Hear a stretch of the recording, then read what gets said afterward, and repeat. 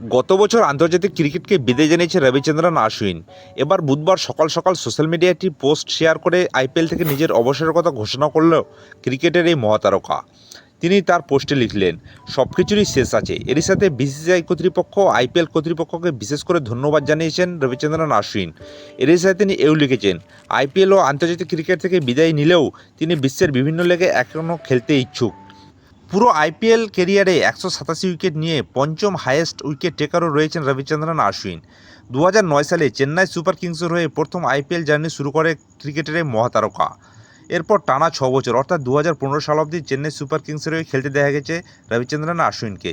এরপর পুনে, পাঞ্জাব, দিল্লি ও রাজস্থানেও খেলেছে রবিচন্দ্রন অশ্বিন এবং শেষে 2025 সালে চেন্নাই সুপার কিংসের হয়ে আইপিএলকে বিদায় জানালো ক্রিকেটের এই মহাতারকা।